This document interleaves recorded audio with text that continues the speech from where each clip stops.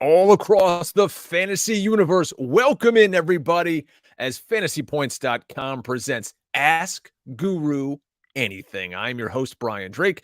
You can find me on Twitter, X, whatever they're calling it, at Drake Fantasy. I'm here with the man of the hour, the publisher, FantasyPoints.com, is Mr. John Hansen at Fantasy_Guru. John, it's been a minute since we've done one of these. You had a little vacation. You're rewired. You're focused and ready for the start of the NFL season. Training camp's underway. We're going to have preseason games on Thursday night. Are you ready to go? Are you focused and dialed in? Yeah, no, I'm ready to rock and roll. What's up, Brian? Nice little vacay, long weekend, basically over my birthday weekend. Thank you to everybody for all the birthday shout outs. Seemed like I got a lot this year. I must have opened my mouth about that a couple of times on the radio. Me and AJ Green share a birthday. We always say I'm exactly 20 years older than Adriel Jeremiah Green, who unfortunately is no longer in the league. But some breaking news here as well, because I think I may have invented a fantasy football term or another thing to add to my collection. I was writing one of the draft plan articles from, I think it was the number 7 or number 8 hole. And I got to like 8th round, and I referred to a couple of players that I really liked in that spot to get as my flex, because I went off of like a 2 flex thing. So I wrote, it just kind of came to me, and this is the range of picks. I don't know what it was, like 90 to 115 overall, where I find a lot of players very flexually attractive. So I don't know if you think that's a thing. We can go with it, but like, a good example is James Cook right now, 9th round pick, 8th round pick, extremely flexually attracted to James Cook right now. So we'll see what the feedback is. And that's the fun of this show, folks, is we're a little loose. We're kind of laid back. You can come in here at YouTube. Full DGAF for me. So points. Yeah. Full DGAF for me. So it's a beautiful thing. It's a wonderful thing. It's very liberating. Yeah. We have a lot of fun here, and we open it up to you guys, the fans, where you can just straight up ask Guru anything. You want, questions about your upcoming draft, keepers, just general player takes. Hell, maybe you want to know what John had for dinner last night. You can ask him anything here. You're in the chat at youtube.com/fantasypoints. Everybody, what did you have last night? No, like a meatball sausage combo deal. You ever have that? All right. It's like a meatball sub, but it's meatball and sausage together. That's what I had. Beautiful. Toasted. I went Cheesecake Factory for my daughter's 9th birthday. Yeah. You consumed a lot of sodium. Absolutely. And I go with my probably gained very 11 tall pounds.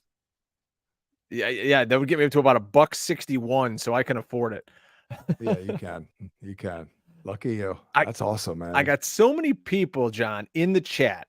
They're banging on us about their draft position. What do I do if I draft here? What would you do in this position? Folks, we got the answers to the test for you right here. If you go to FantasyPoints.com, there are 3 articles up right now. John's going to be breaking down every single draft position. Number 1 and number 2 are up. You can read it. And there's also a podcast that corresponds to it. So go to wherever you get your podcasts. Look for the Fantasy Points podcast feed. John is putting out one for every single draft position, because I see some guys in the chat already. They're starting to ask, who would you take at this spot, that spot? Yeah. You've been doing that for a long time, John. It's kind of a labor of love, but have you learned anything during the exercise this year? Well, not really. I will say it's taking me a lot longer than usual, because I kind of didn't know when would be a good time to release these. I thought, well, this is probably the greatest time now. This is why we started it. But I kind of had to go back and redo a couple just based on news that has come down, like Jonathan Taylor, for example. Not really. I continually, I guess I'm the only one who notices it, but how the ADP just gets tighter and tighter and tighter. And it's so often that it occurs where, like, I'm over here at like 50 on a guy and everybody's at 80. And by the time we get to go time, like everyone's at like 52, so I feel like I lose my advantage that I feel like I have the deeper we get into the preseason, because a lot of these cases, the cat gets let out of the bag. Now, there are times certainly where a guy comes out of nowhere a little bit to me, and maybe others like them, but it's more the other, where I'm on something early and then there's just so much time and interest in the preseason that people devote that kind of everybody knows everything. So it does level that playing field when you get right to peak draft season. Our buddy Kevin Dole here on YouTube asks, well, since you're doing a draft from every position, what position is the guru drafting if he had his choice in a 12-team PPR draft? Yeah, I think I do like the first two, spots, getting, because I'm more than ever probably into the wide receivers, and that's a combination of a couple of things, like the quality at the top is unbelievable. I had a thing last year, the Magnificent Seven. It was like the 7 elite guys. And by the way, I believe, yes, all 7 were wide receiver ones in terms of points per game. I think the only one that didn't make it in total points was Debo, because he missed some time. But, the position's been a little top heavy lately. Not as much this year, but again, it's about the quality of the receivers relative, to the running backs, and the risk that these running backs are just posed seemingly. And I hate to even group Austin Eckler into that, because, he's been near perfect for 2 years at least. But it's also because of the quality of the running backs that are available later in the draft. So I'm in the wide receiver business. And when I get a crack at, and the board flows well for that too, because like you're picking 2, Jamar Chase, with on the turn there, you're going to get access to a pretty damn good running back. So, and then if you get that right, if you go Breece Hall and Breece Hall hits it, nails it, boy, you're looking good. I mean, what a start, Brian. Come on now. Jamar Chase and Breece Hall. Woo. I know. Then, and if you listen to John's another pick, #1 podcast, it by the way, folks, listen to his #1 podcast. It ain't Justin Jefferson. And, I listened to the pod today. So you're right. Coming back on that 2-3 turn, I'm looking at the ADP right now. You're going to have shots at guys like Derrick Henry, Josh Jacobs, Breece Hall, maybe Jonathan Taylor, with the news slipping down there. I mean, God bless America if Tony Pollard ever fell back to there, just do naked cartwheels down the highway, because that would be out of control. But yeah, you're right. There's some really appealing RBs, because then the dead zone kind of sets in. Then we got some questions on guys, when you get to the Mixons, ETNs of the world, but we can talk about them later. Right. And honestly, I'm kind of right now, I would say I'm agnostic on Tony Pollard at his ADP. I get it. I've been looking at him for obviously the entirety of the offseason. I am still waiting until I see what the Cowboys do at they're going to get someone of note. Like, they are not going into the season with the current crop. I haven't followed anything the last couple of hours, but so I'm kind of waiting on that. And I have found that it's maybe a better route for me to actually pass on running back when in the second, at the very least, and maybe, well, probably not the third, in the second though. So basically, I don't think Tony Pollard is going to make it to whatever pick that is. What's that, like 30 or whatever? Not 30. Well, that would be for if you're if you're coming back picks 23, like 24. Yeah, I don't even think he'll be there at 25. So maybe it's a moot point. But yeah, maybe if he's there and I can get another wide out. But see, I'd probably go Breece Hall over him, honestly. I don't know if you've got any intel. Maybe Mr. C is hitting the camp, but we got guys like Breece Hall, Javonte Williams, both coming back from serious injuries. We can lump J.K. Dobbins in there too, because he's not practicing. All these guys coming back from injury. And as fantasy players, we kind of just assume, hey, they're back on the field. They're 100% healthy, when in real life, they're probably not.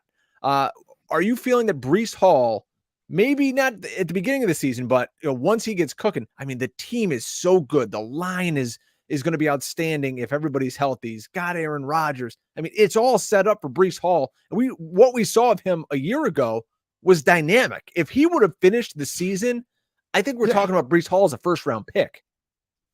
If Breece Hall didn't get hurt, he would have been the first overall pick. Ooh, that would be my contention.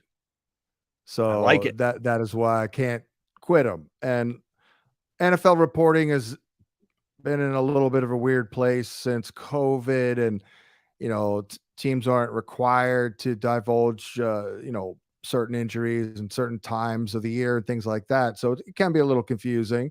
But I would say this, being someone who goes to the combine regularly and Senior Bowl and other things, being around other NFL people and media and all that, like, if something to worry about, it usually gets back to me. And so far, so good on Breece Hall. Now, Kaplan was out this week. We'll confer with him late in the week at the intel from our insider, and we'll continue gathering up information. And that's all we can do. It's easy to be like all into it on August 2nd, but the reality is, boy, we could be looking at a whole different landscape in about a month.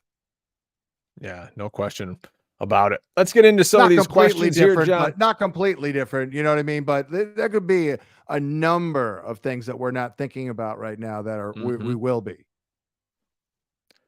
Jared Abrams asks, with Cooper Kupp going down and me not having the testicular fortitude, nice Mick Foley reference, I like that, to take Kelsey, who else are we going with here in the first round? Diggs, Eckler, someone else? So really, we can big picture this as Cooper Kupp now has a soft tissue injury. He's got a hammy. So that might scare some folks off if they're drafting right now. They're going to shut him down for a little bit. At his age, 30 years old, John, are you maybe skipping over Cooper Kupp at this point and looking at other first round options like Tyreek, Steph Diggs, AJ Brown, or you think maybe they're just going to put him on ice and he'll be good to go for the regular season? Well, I did move him down our board on our cheat sheet. So I've got a fancy little Google Doc here that I do the projections in, click a couple of buttons, they go live. Then I can pull them in and resort our top 200 PDF cheat sheets. And I absolutely moved Cooper Kupp down to 7 below Kelsey and Eckler and McCaffrey and certainly Tyreek. So that's where I'm at right now. Just above Steph Diggs, who's also a little bit of a concern there. It's a tough range. It's not the greatest range. It's kind of beauty is in the eye of the beholder. I'm happy to give my advice, but honestly, like, if you play fantasy and you follow it, you have a functioning brain. I'm sure it's a pretty damn good brain. I think you should. I'm talking to everybody and myself included when I'm making my picks. Like, you kind of make your call here. Are you a Bijan? Do you love Bijan? Take Bijan. I've got him at 9. I've got Steph Diggs at 8. He's a little scary, but the guy's also a baller, and he's going to get a great target share again with the great Josh Allen. Amon-Ra. It's a little early. We're a couple spots over the ADP. Chubb looks good. You're a Chubb person. Barkley in a second is certainly good. So, we're all getting access to good players. But I will say, and I've never said this almost, that, boy, I kind of feel like wide receiver is the optimal route. And I think you need to stay patient. And because like I did one where I took Diggs at 7, came back. I could have had, I think it was like Taylor, concerns, Henry, concerns, or somebody else who did have some, maybe Breece Hall. Now I lost my damn train of thought here, but I felt that I went with the receiver after taking Diggs over those guys. And I like my team at the end. That's where I went. Devontae Smith. It didn't feel like, oh, that's a great start from 7, because 7, the middle range is always tough, and that this year is no doubt the same. So I'm like, it didn't feel unbelievable, but number one priority is because look, I still got Trevor Lawrence. I'm very high on Lawrence. I ended up going just to be a little different. Instead of taking Kyle Pitts every time, I went Hawkinson. So I got a top 3 tight end. I got my guy Rashad as my RB2. Good value there. But the top priority, my biggest chance of getting hosed is wide receiver, and I open wide receiver. I may not love those 2 picks to open the draft, but I was good at wide receiver. And I think that's what you want to be this year. I mean, I've always preached the mantra, you're out there building a monster. It's a week-to-week league, fantasy football. You need to score the most points that week to beat your opponent. And I'm looking just based off ADP. You can easily start your draft A.J. Brown, Devontae Adams, C.D. Lamb, Amon-Ra St. Brown, Steph Diggs, Waddle, maybe Garrett Wilson. I mean, if you start your draft with C.D. Lamb or Amon-Ra and Garrett Wilson, that's building a monster right there. That's going to be tough for your opponent to counter every single week when his wide receiver 2 is like Drake London. And you can still, if you want to be like sexy only, you can still get like Jahmyr Gibbs. You can still get even Dobbins. I know there's some scary downside seemingly, but also tangible upside for sure. You could get certainly my guy Rashad White. I know you're pretty high on Cam Akers. I don't want to blow it on Cam Akers. I was not in last year, so that was a little bit of a win. I collect those too. Like, hey, wasn't on my list. Of course, he was a league winner. So, it's one of those deals where you could be half right, basically, or right for most of the season. Oh, Dameon Pierce, you still get him. He's boring, but Alexander Madison. I love Alexander Madison. Why does everybody hate Alexander Madison all of a sudden? I don't know. He's going to start I'm a for hater a really too. good team. I know. I'm a hater too. I'm just so wary of overrating volume, but yeah, I mean, it is still kind of king. It's not like someone's got to touch the rock. I know. I know. They don't throw to the backs a ton. Yeah, a lot of his numbers weren't great, by the way. A lot of his data at Fantasy Points data wasn't great. It was very mediocre, but again, volume is still king. Yep. He's a volume play, and right now he's RB18 coming off the board in round 5. So other guys around him, Kenneth Walker, he's already beat up. It seems like you would think we're in week 9, John, right now with the injuries that we see around here. Training camps have been open for a week. They don't even have pads on in some of these places yet, and we got guys going down left and right. It's unbelievable.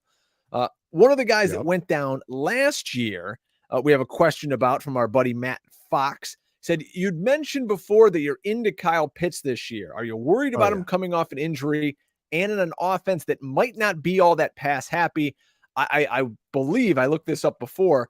I mean, the Falcons were bottom 2 in passing attempts last year. But if you look at Kyle Pitts, I'm on Fantasy Points data. And if you're not, you should be. $50 gets you game-changing data for your redraft, for DFS, betting, whatever you're into. Take my advice. Sign up today. Fantasy Points data. It will change your game. So I just pulled up all tight ends right here. Kyle Pitts, albeit only played in 10 games, number 1 in the NFL among tight ends in team target share. He had 25% target share. Again, this is a team that doesn't want to throw the rock. If they somehow figure it out, John, Kyle Pitts has to pay off. It's funny that that was asked because, I'm not even sure if I totally articulated, why I'm so into Pitts, honestly. By the way, Pitts led all tight ends in targets per route run, to your point there, 0.30. His average depth of target, 13.4 yards, second highest among tight ends. Mariota, we talk with Brett Whitefield weekly. They're charting the games, and it just breaks your heart every week. Mariota, left a 50-yard touchdown on the field to Pitts, basically. Pay those guys extra for charting Falcons games. My God. Oh yeah. But here's the thing: I'm not totally sold that this is Kyle Pitts's breakout season. Basically, I am a big believer in the player, for sure. but I am just completely enamored and all in with the buying opportunity. That's it. That's it. Do I think Kyle Pitts is breaking out this year? I actually don't know. I don't care because of his talent. And I do like the fact that Bijan Robinson's added to give get another unicorn on the field, basically. I mean, the guy's felt like a major marked man here in his career thus far. I mean, keep in mind, Drake London really came on when Kyle Pitts went down. So for the entirety of his career, like, he's the man. And that's no longer the case. I think that is a pretty healthy environment for Pitts. But again, I'm not convinced he's breaking out, but I don't care because it's all about pouncing on a buying opportunity, because I can easily envision an ROI payoff. Even if he underwhelms a little bit, I think I'll be fine with it. If he clicks and it hits, then boom, league winner. Yeah, there's a couple of tight ends in that range. Pitts is tight end 5 via underdog ADP. Dallas Goedert, who I'm really high on, is tight end 6. And Darren Waller. I bashed the Darren Waller signing when it first happened. I said, listen, they traded for this guy. He's never healthy. He's getting old. He never finishes the season. But John, I mean, all the camp reports, it's just, Daniel Jones has eyes only for Darren Waller, and he's going to catch 8,000 balls until, of course, his leg falls off in week 6. But yeah, reading these reports and, the kind of lack of talent we've got out there, I know we talked about him in the last Ask Groot or anything, but has it are you any more intrigued with Waller now, taking a shot in round 7? No, I'm not. I mean, it's basically, it's very simple. If Darren Waller is in good health, it's going to be a slam dunk, and he's going to be a league winning type, and he may challenge Mark Andrews for the number 2 spot because it's a great environment. They're basically looking at him as their number 1 wide receiver. It is potentially a very nice buying opportunity, better than Pitts. It really is. But it's just, you can ask me, oh, is Waller worth it? I'm like, it's don't even ask me that. Ask me, is Waller going to play or not? And the answer to that is, I don't know. The lean is no, he's not, based on his last couple of years and his advancing age. So adding it all up, looking at the cost, nope, not going to bite. I'm not in. It's a tough one this time of year. Everybody you gotta be decisive. So full of hope. Decisiveness is very critical in scouting, investing, you name it. So that's where I'm at right now, because again, I just turned 55 years old, and that's unbelievable to me. And thank you. Haven't died yet. So I'm like, geez, man, full DGAF, baby. Not afraid to be wrong. I love it. And folks, maybe you are a little afraid to be wrong. You wish you had a guru in your pocket during the draft. Well, guess what? Over at FantasyPoints.com, we got you covered. The Fantasy Points Generator. I tell you, we don't talk enough about this damn thing, John. This is your secret weapon in drafts. When you get a Fantasy Points subscription, you get access to the generator. It's literally, there's a mode that just says Hansen's Hints, where it'll draft for you like John is drafting your team. You can have your laptop at the draft, input everything. It's going to tell you who to pick. It's going to have all these advanced analytics. Trust me, it's awesome. You can also do mocks on it. I love it. It really is a game changer, and something that I think if more and more of our subscribers out there, took advantage of, we would never have anybody walking away from a league without a championship trophy. I think the big thing is people want it to directly sync to your live draft, and we're just not there we're not comfortable doing that, because think of the downside if there's a connectivity issue or something. So I think we're kind of waiting for the technology to get a little bit better. I mean, you can manually input the picks. It's not hard at all. I mean, I've done it. Done, but I think really, if nothing else, it is I think the best mock draft tool. Like, if you get pick 7, go there to the generator and mock your ass off. You'll experiment with variations.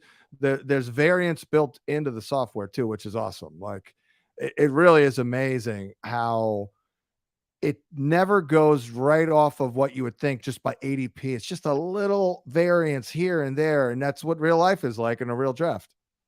No question. Let's fire off some more questions here. Boy, we appreciate you guys joining us here on the YouTube channel. Make sure you're subscribed to the Fantasy Points YouTube. It's free. There's so much content here.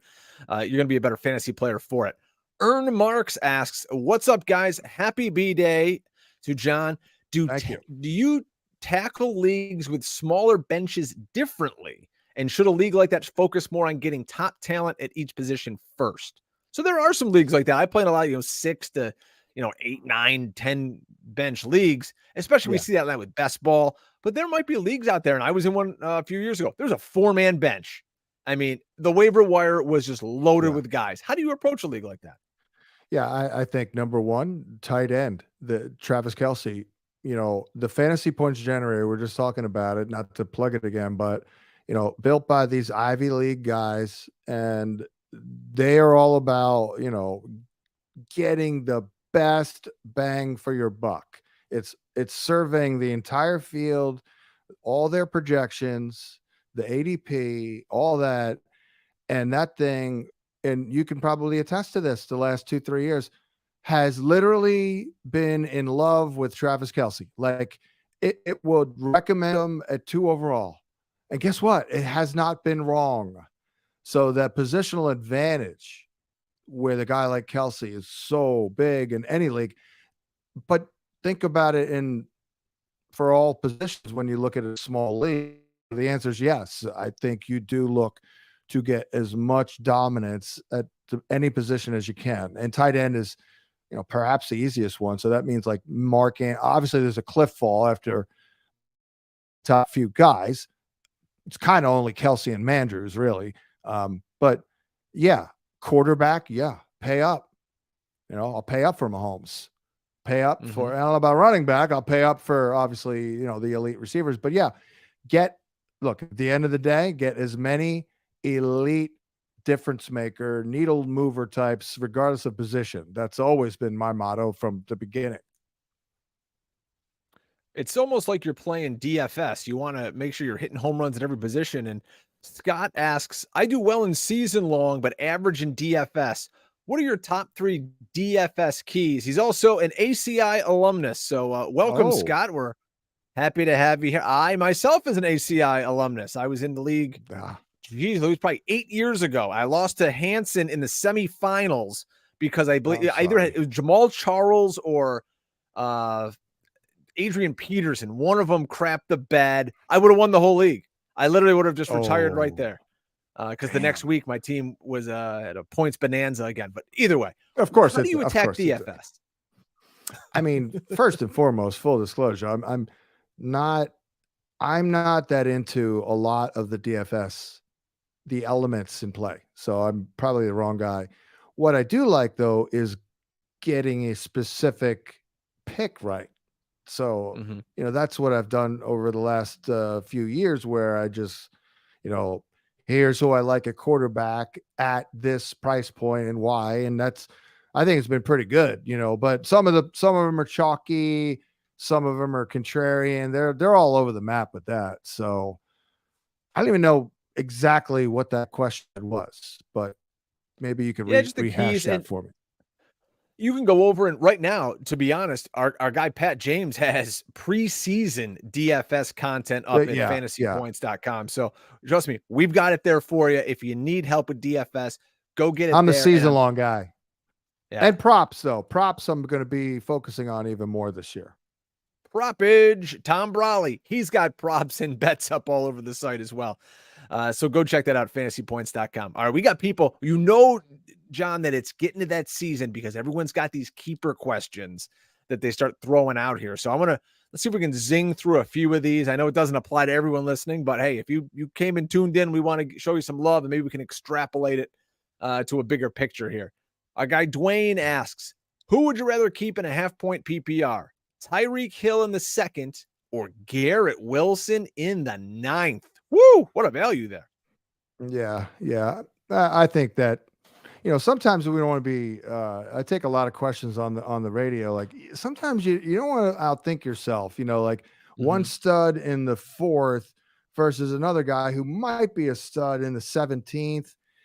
Go with the guy, the actual stud in the fourth. You know what I mean? But in this case, I don't think it's applicable because I actually do think that Garrett Wilson has shown enough. So you have to go with Garrett Wilson, especially with Tyreek talking about, not playing. What was it? 2 more years, including this year. He's talking early retirement. Plus he's going around there, slapping around, marina workers. So you never know with Tyreek. So Garrett Wilson's a great kid. Yeah, no question about it. Let's see. It's like Tyreek Hill settles with Marina, who now owns the marina. I wish that was me. I could use the money right now. All right, Thomas asks, happy belated Guru, 12-teamer, half PPR. Would you rather keep the Sun God, Amon-Ra St. Brown, in the 5th, or both Justin Fields in the 6th and Dobbins in the 11th? He says they have weird keeper rules. So you can either just take Amon-Ra in the 5th, which is, again, great value for a guy who is a fringe first-round pick, or Justin Fields in the 6th, Dobbins in the 11th. Yeah, I think you're if it were me, I'd be like, well, I literally now have no choice but to go all in on Dobbins and Fields, because if Fields is, look, all you have to worry about with Fields, there's literally one thing. Is he going to get his ass kicked? Basically, he did last year, and he did miss time. He had that separated shoulder, right? Then the other injury. Because otherwise we know he's going to get it done for fantasy. I don't like him that much at his ADP, but this is not at his ADP. This is a little lower. And plus you got Dobbins, who is in the final year of his rookie deal. And, all he has to do is suit up. If the dude suits up and gets 15 touches, he's going to come through, at that basically price point. So let's see. I hope that answered your question here.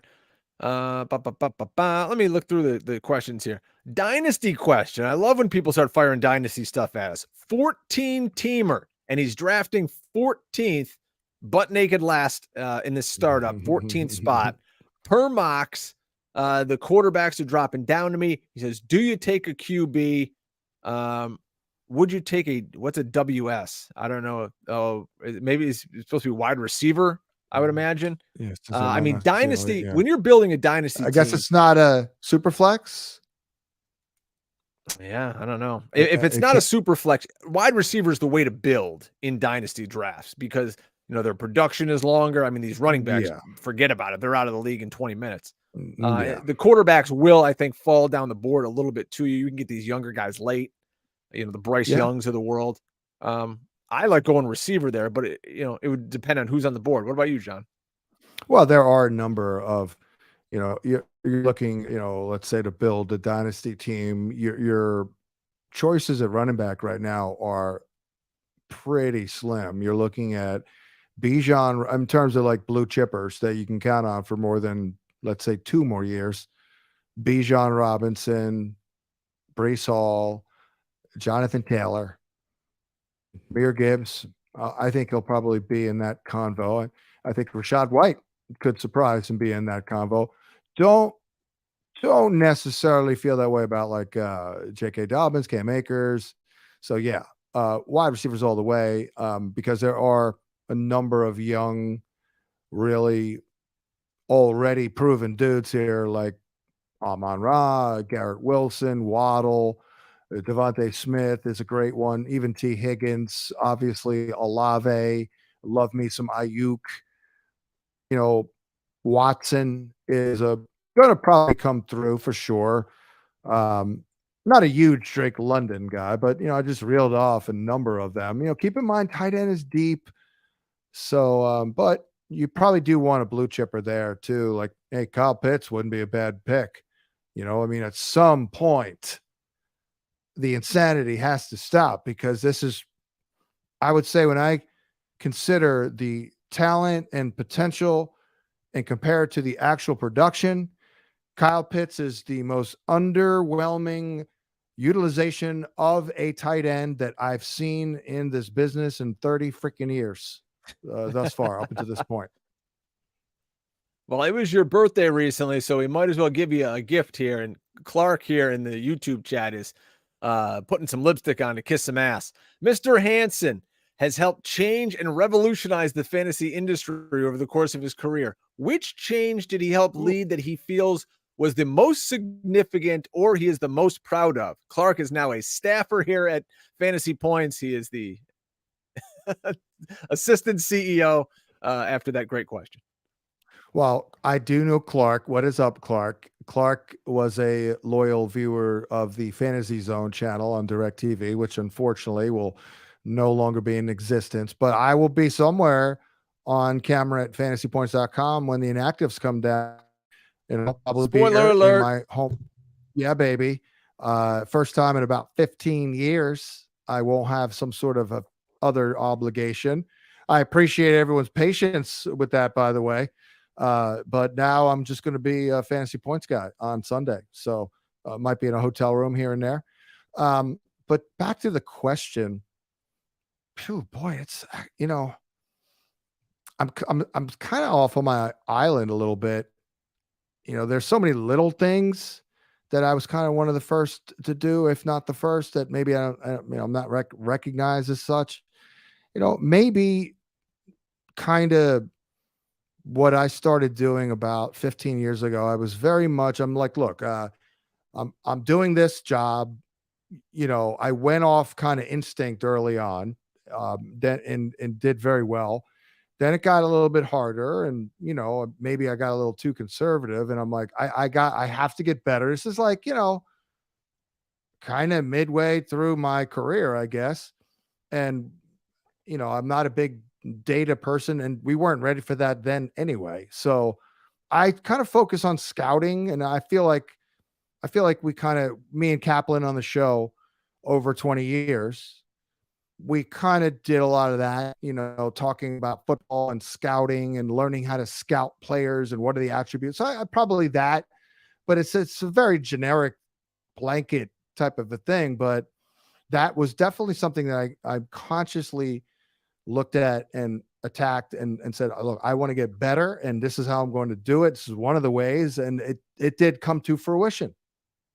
The Friday show that you've done for 20 years with Cosell and Kaplan and now Brett Whitefield coming in there doing a bunch of great work is, in my mind, the best fantasy resource that any player can listen to via podcast or on SiriusXM, which I'm a host, and I'm saying that on SiriusXM. It's just a damn good show, and I can say that as someone who's a fan of the product, is listening, getting those in-depth takes game by game, and the 3-hour show. It was phenomenal. It's a great thing. So I'm with you that what you guys did, bringing that show, bringing football talk to fantasy. You don't get that in a lot of places because, frankly, some guys just don't have that in the bag. And I mean, the people that you can bring on, it really does set you apart, man. So props to you for that. Right. Thank you. Thank you, Clark. I don't think we're typical fantasy analysts at the end of it. I don't think I am. Mm-hmm. So, that's, yeah. Well, let's ask some typical fantasy advice then. Let's rein it back in. Kevin wants to know 10-team half-point PPR. He can keep 3 of these fellas. Mahomes in the 3rd, Ramondre in the 7th, James Cook in the 10th, Kenneth Walker in the 11th, Justin Fields in the 15th. Wow, you got some good value late here. Jeez, wow. Keeping almost forcing me to go Fields here. 10-teamer. 10-teamer. Everyone's got a super team. Yeah. 10-teamer half-point PPR. It's got to be super flex. He didn't mention that. Didn't mention it. If it's a quarterback league, then I'm tossing Fields back. Yeah, 100%. So, I mean, let's rank them. Mahomes. Boy, James Cook versus Walker. I think most people would say Walker. Right? Brian, would you agree? I hear a lot of guys talking about Kenneth Walker, and I look at the situation there and I say, I know they want to run the football. I also know they just spent another second-round pick on Zach Charbonnet. They spent a first-round pick on another wide receiver. If both of those things come into fruition, neither of them are good for Kenneth Walker, because you're going to have either more Charbonnet or we're going to throw the ball more. Now he's a little banged up and Charbonnet's a little beat up, but I don't know, that it scares me, that situation right now in Seattle. And we got a couple of guys asking about JSN. So maybe, I don't know, maybe the answer here is I'm just going to look somewhere else versus Kenneth Walker in the 5th round, with his ADP. Well, I'll go Cook in the 10th. Right? Was it Cook in the 10th or Walker in the 11th? That does kind of stink though, because Walker is cheaper. We can keep 3 of them. Keep both of them. Yeah, well, we're going to have to also keep Ramondre then, because that's a decent value. I am worried about Ramondre this year, but they have yet to bring in another back, so we'll see. Jeez. Walker, I guess you have to go Walker in the 11th. I hate to backed into a corner on anything, but by the way, ask me in a month, and if Cook is lighting it up, I do have a really good vibe on Cook. I really do. And, it sounds overly simplistic. Walker, I wasn't a big Walker guy last year. I feel like I got it exactly right, even though he was good. And I wasn't against him as a pick at his ADP, but I said, look, I get it. He's very talented, but the guy's running, he's all over the place, and there were a number of games where it was bad. You look at all the data points, not good, getting stuffed left and right. So, they did go get Charbonnet. So, you'll connect those dots and it's a little worse. Plus he's had 2 injuries. Whereas with James Cook, let's do Cook. Screw it. Let's do Cook. We have nothing to gain or lose, but let's do Cook. Because I know this sounds weird, but think about Nick Bosa and Joey Bosa. People are like, oh, I wonder if Nick Bosa is going to be good. I'm like, well, I don't know. Why don't we look at Joey? This freaking clone. You know what I mean?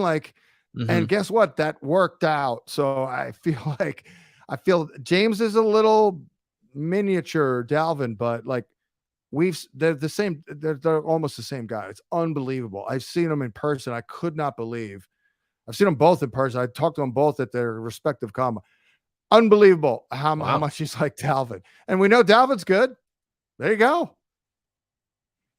Yeah, I wouldn't be surprised if Dalvin didn't end up there helping out his brother. But I saw some reports on that today where people are talking up James Cook. And for years, Buffalo has given us those answers to the test. They are desperate for a passing down back. They were in on McCaffrey.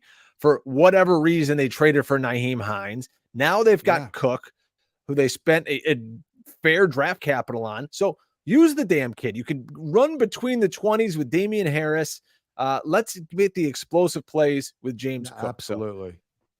Oh boy. He might. Go ahead. I got this one for you here. You might jump out of your chair from Rob. Cam Akers versus Rachaad White in a full point PPR. You might jump out and strangle Rob. Got to be Rachaad, because I think they're comparable talents. I know Cam was a 2nd round pick, Rachaad only a 3rd, but they're both in sketchy situations. I feel better about Tampa.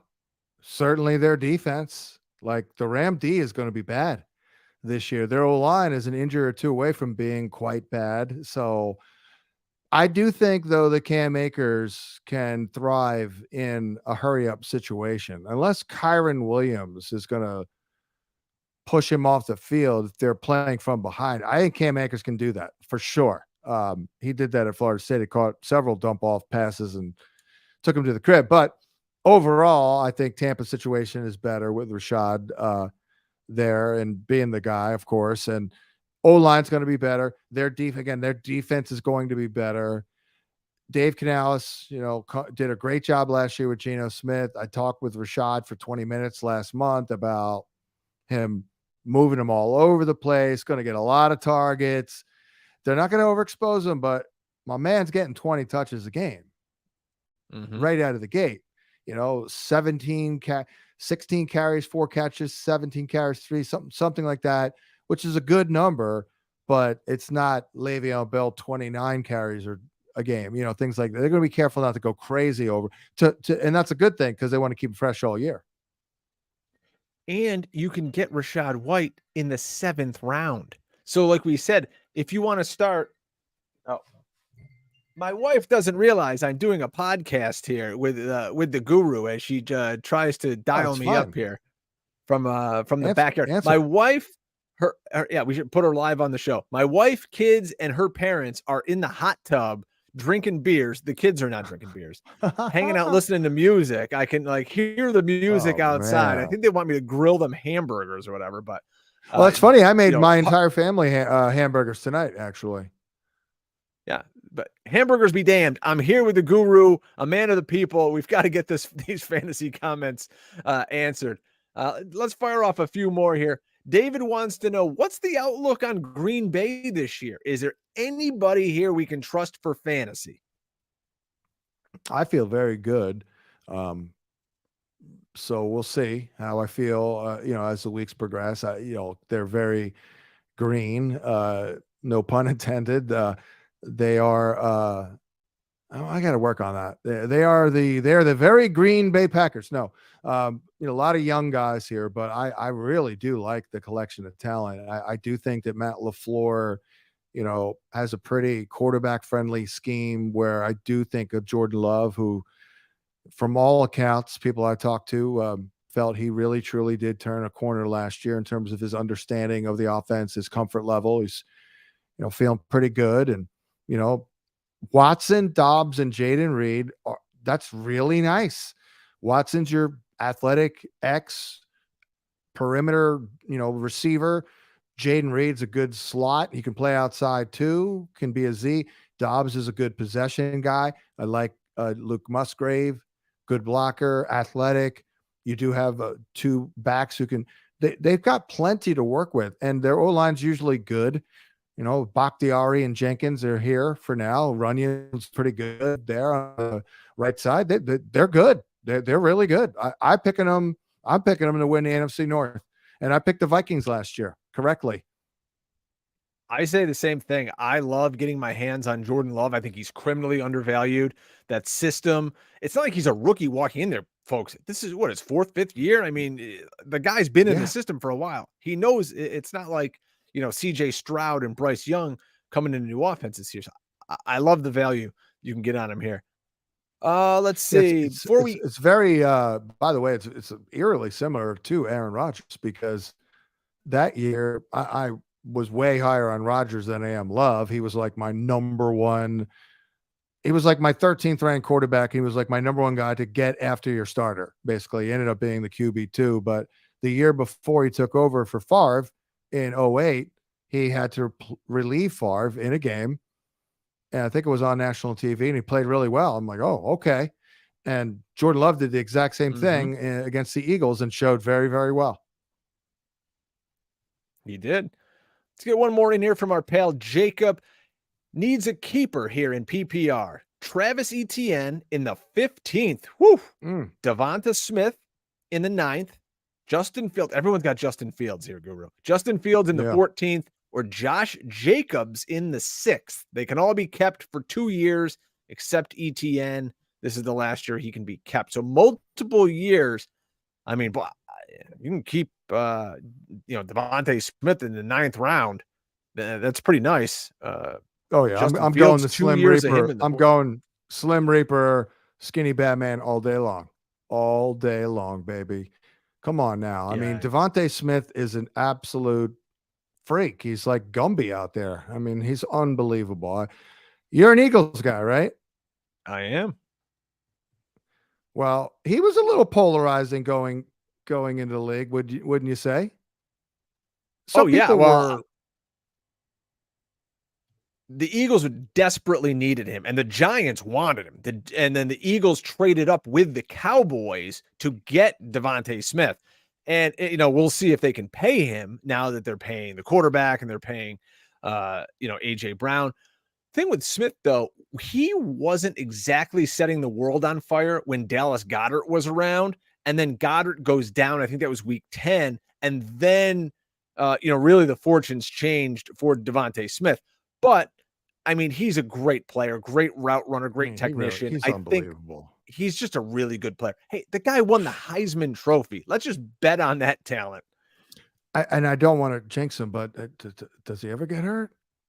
Whoa, Guru. Whoa. We don't talk about that here. He's Gumby, damn it. And he's a homebody. Like, he's not out at the club. Didn't he just have a kid? Like, yes, he's good. Like, you're good with that kid, man. He is special. I even went as far. I am, a victim of hyperbole at times, but if I make a bold statement, I'm usually not that far off, but I know it's only 2 years, but I can see a Hall of Fame career for Devontae Smith already. Wow. I mean, I said that about AJ Green the whole time. What's that? You think he stays in Philly his whole career? Because that's tough. They got to pay all these guys. Yeah. Hard to say, but Philly, if he does as well as the trajectory, because maybe I don't think we've seen the best of him. That'll probably be this year or next, maybe. But Philly is, as you know, I mean, they're never left out in the dark in terms of splash moves and the spotlight on them, for decades now. Like, they're not letting a guy like that go, period. I don't think. Yeah, and that's why they've been loading up on all these draft picks, because you need folks who don't make any money while you're paying your quarterback, these major contracts. So now you're going to see for the next 4 or 5 years that defensive line, this year they're going to get rid of Grand, they'll get rid of Fletcher Cox, and then you have all, the Georgia defense basically takes over, and none of them make any money. So that's how it'll roll in Philadelphia. I was in on Smith his rookie year. I said, I know it's a little bit of a tough call. I made a call. I'm like, guy's good. I'm in. He's good. And last year we ranked him ahead of the market. So we've been way out in front. But now it's like, he's pricey now. I will say he is freaking pricey. But hey, it's hard to argue. He is, in a way, he's special. Like, I just find him pretty unique, man, because he's freaking tiny. Yeah, he looks like me out there running around, which really is crazy, does, man. It's incredible. Oh man, Guru, it's been a blast here. The hour flies by. Before we get out of here, though, what else? If someone's on the fence about joining FantasyPoints.com, they got their drafts coming up. There's a lot of outlets out there for fantasy football. Why should they come over and sign up for FantasyPoints.com? Well, just follow us on social media. I think that portrays the synergy that we have right now, and the energy and the trajectory that, like a rocket ship, is about to launch with our proprietary data that we're going to analyze like mofos all week to come up with the best possible picks, analysis, and winnings and victory, and all part of one big family of winners as far as I'm concerned. I love it. Right. And if we want you guys to win too, come on over to fantasypoints.com, sign up today. Cheat sheets are available, the rankings, get ready for your draft. I'm still old school, John. I print out the rankings. I'm going to the Pro Football Hall of Fame next weekend. I'll be there for the Fantasy Football Expo. I am in the A League of the Kings Classic Draft. I did so well last year. I was elevated, and I'm now in the top dog league. You know what I do for rankings? How I draft these teams? Everyone's got a computer out. Ranking like slate? No, just kidding. No, just kidding. Yeah. I print out the Guru's cheat sheet for a PPR, and I cross names off. That's how I do it, like a goddamn alpha. I just cross them off, and I pick the next guy. Same here. Absolutely. Just a couple old dudes out there, olden. Hey, and one more thing. Guys want to know, when's the draft plan dropping? That I'm going to do that by like Monday. There you go. I mean, if you're drafting this early and it's not best ball, I mean, your league's jumping the gun a little bit, look, folks, let's be honest. By the way, 86% of it is already on the site that I updated a few weeks ago. The best ball draft plan. I mean, we're not trying to reinvent the wheel here. I mean, it's, if I like a guy, I like a guy. There's a couple of guys that are better for best ball, certainly, or worse. but the plan's pretty much there already. So I'm just gonna tweak it, draft those teams from the various spots as I've been doing. So it's kind of coming out in some ways in dribs and drabs. And then the other thing is, I take a lot of pride in this. I narrowed down the top 300 players to 70, and I always forget what percentage that is. Because my pet peeve is, the fantasy analyst who loves everybody, and okay, so I pick 23% of the field in terms of the top 300. It's I'm sure it's a much higher percent in terms of the 200 because most of the players on my list are, so let's say 30%. So 70% of the field does not make my list of targets. And, these are my guys. So the Hansen 70, great lists the last 2 years. This past year, the actual results weren't as good, but yeah, that I will whittle it down, and it's a big deal for me. Like, like if the guy's on my list and he shits the bed, I'm pissed. You know what I mean? So I will be scouring all that and preparing that for that release on Monday. I'll see if I can cut some kind of deal with Ronnie the limo driver to promote it. We'll get the Hansen 69. We'll get him screaming out there. It'll be the greatest thing ever. But that's right. Richard Christie, man, is my guy. Him and I text all the time. We were going to go to a Wasp. We were going to go to a Wasp concert in Philadelphia this month. Unfortunately, it got canceled, but absolutely, I was going to hang out with Richard. But we actually might get together real soon. We got together last summer, Labor Day weekend. Him and his wife, Kristen, and my wife and daughter. We hung out in Cape May, New Jersey. I love it. That's so cool. Yeah, I'm a big Stern guy. I've met Richard and Sal and JD and Ronnie and all those guys. Tan Mom. Yeah. I've met Tan Mom. That was an adventure. Yeah. Yeah. The C word flew around that bar. We do have one member of the, I guess, a whack pack that does walk in a parade a couple of blocks away from where I'm at right now. I'll tell you who that is. A certain superhero person. Oh, if you know who that is. Yeah. She's a regular. Actually, she goes down the short too as well. Well, we could just drop the underdog lady, right? That's what they call her. Yes, underdog. When she's yeah. Oh, I've seen her multiple times. Stern. Yeah, and she's been coming on the show for like on the air. 25 years. Right? She's been coming on the show for a long time. Suzanne Muldowney, they get her to show up year after year to come on there. God bless the Wolfies and the Shuley in years past, the guys who could wrangle her.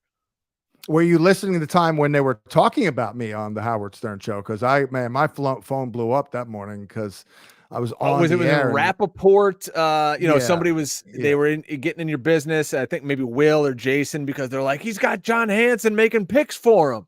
Rappaport is winning the league. He would come on your show and talk about it. It wasn't like it was a secret. No. And Howard was like making a big deal, like kind of like pumping me out. He has no freaking idea who I am, but he's just trying to, stir the pot a little bit. But that was pretty cool because I'm on the air and I'm like, it's like, yeah, dude, Howard is talking about you right now. I'm like, what? And I'm like, oh, wow, that was cool. Should have saved that audio. Man. I've been on Stern once. I called in after I met Tan Mom, and he put me on the air. Nice. And outside of, the birth of my kids, it may be my proudest moment. I'm not going to lie. Wow. Cool. Cool. I have not had a chance to meet him. I just missed him a couple of times. I've been in the studio though, because Will's my boy. Shout out to Will Murray. He's a Philly guy. They let you in the compound. Yeah. Oh yeah. I've been in there a couple of times. I met Sal and Richard there a couple of times, but I know all those guys a little bit. But they would never let me in that league though. They were afraid. They were scared. So chickens, we'll get them on. Well, that'd be another whole show. We have a Stern show league. As long as Ask Napkin Ed can be in it, I'll gladly commissioner that league. Yeah. I still miss the 90s E show with the puppets. That to me was the glory days. That's just It's just so great with all the puppets. You were The probably in Artie years for not me were not the even the best. Artie years. No, I'm talking You're talking like Jackie the Joke even Man, the Gary even puppet and the Jackie puppet. Yeah, I guess Billy West was a little Billy West, controversial. sure. Yeah, man. I'll never forget Conan O'Brien went on there right when he got the show, like the week before he went on for his first show. Conan O'Brien's like 31 years old, and if that's on YouTube, you got to look that up with the puppets. Just relentless with these puppets. It was just, I don't know, it just cracked me up, man. And they're still doing the puppets, right? They bring them back here They and there. still do. There's the We should get a Ronnie Kaplan puppet. puppet. Let's get a Kaplan puppet. You know, I mean, if we Oh only my did God, we'll get one for TV, this show. We get do a Kaplan puppet. That'd be awesome. Ask Kaplan puppet anything. We got to find somebody who does a good Kaplan impression. There's got to be by the somebody way, out there for the show. Oh, there are plenty. We've got through 1 hour, and I did not mention Sky Moore. I don't think so. I mean, that's growth. That's growth. I had that on my bingo card. If I was going to win, if you didn't mention him, but yeah, now I'm out. Per sources, I can't even give the person a shout out, but I don't even want to name names. But a chief defensive player told someone that I know that Sky Moore is a different player this year. So a key chief player told an individual, and I got wind of today, that Sky Moore this year is a different player.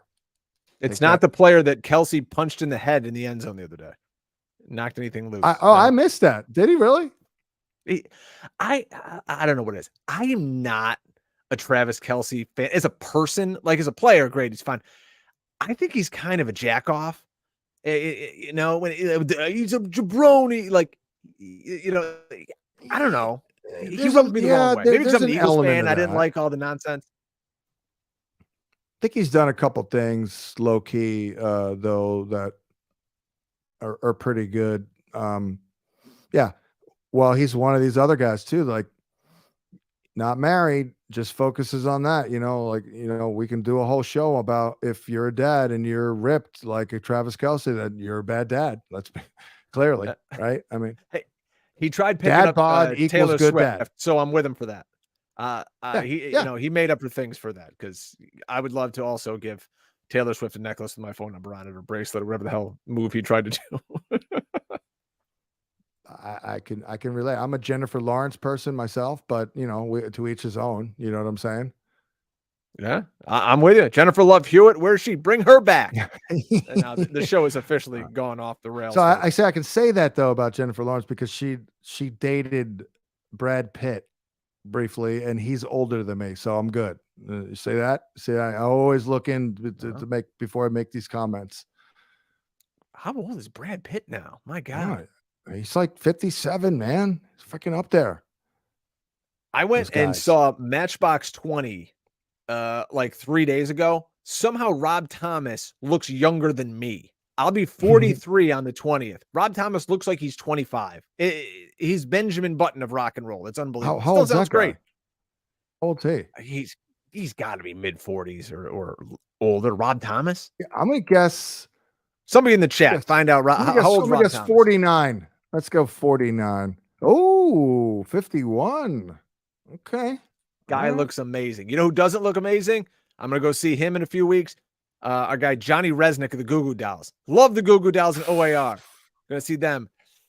Ooh. Things have not gone well. Yeah. Let me tell you, when I first launched a fantasy football newsletter, the first album that I listened to a million times while writing was The Boy Named Goo. It's a great freaking album, man. Great album. It is. Yep. No, they put out nothing but hits, and I will gladly drink, at my tall boy and cheer them on. Black Balloon, my favorite Goo Goo Dolls song. So, okay. Have one for you. One for you, Johnny. Oh. Yeah. And then OAR, my kids are going. I'm at the age now, John, I'm bringing my kids to concerts that I'm just straight up boozing at with my wife. That's pretty darn typical. I've been taking my kids to concerts for over 20 years and consuming adult beverages right then and there, baby. I mean, Yeah. it's not a bad example. It's drinking responsibly. And I need that you know, kid to turn 16 so he could DD us home. oh But you yeah, know, yeah, or he's just go 11 get the now. beer. Just go get the beer. That's a good day. Yeah, kid. Dad works here on the side. They'll know who you are. Just go get a few.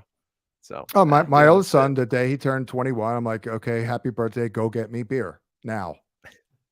And he did. oh, I love it. What's your beer of choice? People want to know. I'm a lager person, Stella or Peroni. I know that's a little fancy, I guess, but I'll do Heineken. But I am a lager. I'm a lager guy. It's the Peronis are they're delicious. Come on now. It's like Ooh, soda. nice Italian lager there. Yeah. Old school Peroni. So, and finally, we'll say Guru in the Adam Shine voice. Guru, can we get Adam back onto the morning show for a draft this year? Side note, before you answer that, my first ever job in radio was a producer. I trained during what was then primetime Adam Shine shift here at Whoa. WHEN Wow. here in Syracuse. Wow. There were always like varying levels of wow with Adam. It was be like when I did a simulcast with him for like 5 years. It's kind of where that John Madden thing started with Shine, because Madden would hear me on that. But I'd say something, provocative, and some of them would be like so like shocked to be like, wow, like just like, you know, you know, you lose a little hearing when you hear it. But then some of them are just like, it's just like a quick hitter where I'll say something quick and pass and be like, wow, but sometimes it's so mind blowing that he goes low. It's like, wow. I've actually learned from him, and I used it on my serious shows when people would call in. He would always be like, whoever's in here, like Clark, my guy in the car, what's going on? Make them feel like they're part of the family. Make the caller feel Yeah, welcomed, and then they'll keep listening and they'll want to call back. And I definitely something I stole from Adam over the years. He's great at that. well, I do every year he asked me to do his podcast, and now it's on video, and it was on the Sirius XM, probably still is. That podcast I did with him last year, because we've known each other now for 18 years or something. And we had, we just goof off on the air, have fun, and, obviously not goof off to where we're like hacks, but, have fun. It was probably the most fun I've had doing a podcast in years. So this year we'll do one and look for that. It's just when you know someone like that, you go back and forth. It can be real good. It could be. I had a lot of fun with that. It's not as good as you, Brian, but what is? Come on. as my wife yelled at me outside, we're out of Bud Lights. Bring you some better more go from to the that. cooler. Yeah, you better get to that, and I'm gonna get on out of here and get back to writing about drafting from the number 9 spot. Good. My big home league, I draft from the number 9 slot. So slide that into the DMs here if you could. Yeah. Folks, we appreciate you hanging out. Make sure you're following John on Twitter at @fantasy_guru. I am at Drake Fantasy. I will never call it X. It will always be Twitter to me. And make sure you're subscribed to the YouTube channel and everywhere else you can get Fantasy Points content. We love it. We thank you guys for your time, and we'll see you next week on Ask Guru Anything.